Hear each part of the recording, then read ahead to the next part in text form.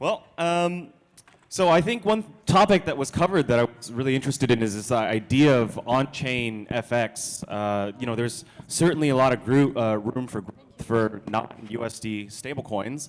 I was actually on a panel with one of the co-founders of Wintermute, and he's also very, very bullish on non-USD stablecoins. Okay, so next up we have Nick Cannon. How you doing? I'm going to not going to make any Mariah Carey references over here.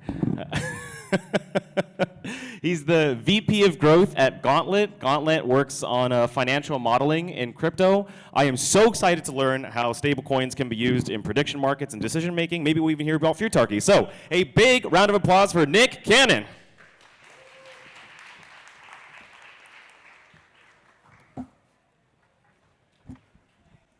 We're about 7 weeks out from the US election. Prediction markets are the most cyclical category, maybe in all of crypto. So you'll hear about them at least for another 7 weeks, and might as well talk about stablecoins and how they're being used in them. How it started. At least for me, this is a bit of my background slide. Pro poker for 11 years, a lot of prop bets, cross-booking, etc. Started using crypto with sports betting, not really worried about crypto's UX and the inherent risks. I was a professional gambler. I owned Augur's rep token before ETH. That's a prediction market protocol. Obviously resonated with it, given my background. And this is an email from Shane, the CEO of Polymarket, last cycle, wondering why I dropped off after the last election. Before DeFi, prediction markets had a lot of mindshare. Vitalik was posting on DAOs in 2013 and Futarchy in 2014. Augur's ICO in 2015, launched in 2018. Gnosis, which you probably know from Safe and CowSwap, originally launched as a prediction market at ICO. I think that was 2018. This image shows the initial tokens listed on Compound. Rep included before DAI, USDC, Tether, WBTC even. Crypto was bullish prediction markets from the very beginning. How's it going now? USDC is the default. Before the chain and roll-up boom, Polymarket here in the deposit flow in the bottom left went with the obvious option for Polygon and USDC. Polygon for the UX, low fees, etc. USDC, connection to Coinbase, Circle, etc. Also on-ramps, off-ramps. You needed that utility over any other considerations, really. Earlier attempts saw the use of Maker's DAI. I know a lot of Maker people in the audience, as well as Ether as collateral. But again, prioritizing the UX over market design.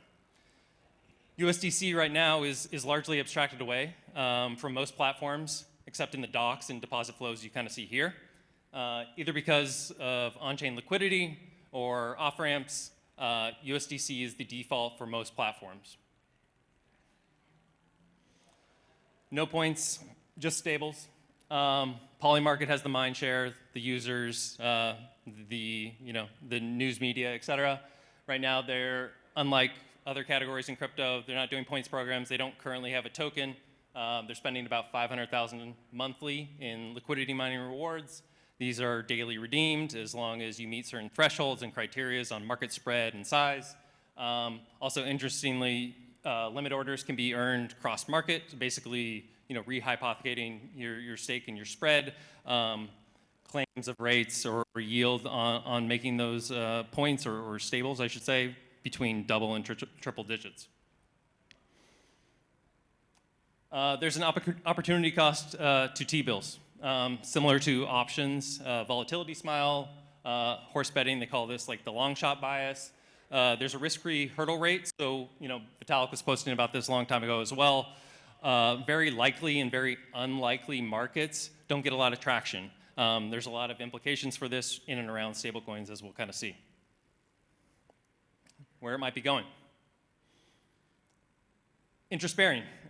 Maybe this will help, bootstrap the very likely and unlikely markets. Newer platforms are promising yield, paying yield, earning yield, native yield. They think this is not just a nice-to-have feature, but a must-have feature, or at least that's their bet. It's also going multi-collateral. This plot on the x-axis, you see discrete to continuous markets, and then closed to open as far as who can create the markets, whether it's the platform or anybody on the creation side. Historically, where you see Polymarket and where you might place like sports books in Vegas or something like that, they existed in this bottom left quadrant. As it starts to move up and to the right, you'll see multiple collateral assets being used or utilized. Smart is a lossless lottery where the staking inflation is used as the proceeds for each event. Drift, the perp dex, USDC is the default token, but also you could use collateral for any of the other 30 assets, stables, other native tokens, blue chips, etc. Limitless allows creators to use not just stables, but WETH and similar tokens for any market they actually create. Just kind of another feature in market creation. I think a big takeaway for at least me is that utility has to trump capital efficiency. For users, the entertainment has to be worth more than the hedging utility. I think they'll be very stablecoin indifferent.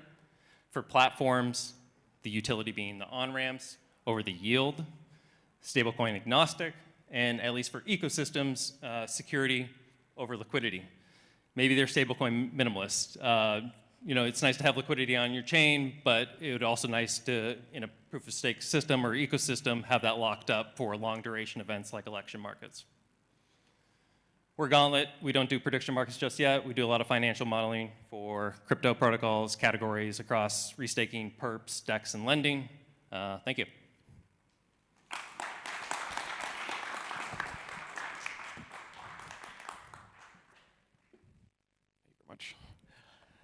I was very, very pleased to see that you had MetaDAO on a slide. Big fan of Futarchy. They do use stablecoins for decision making.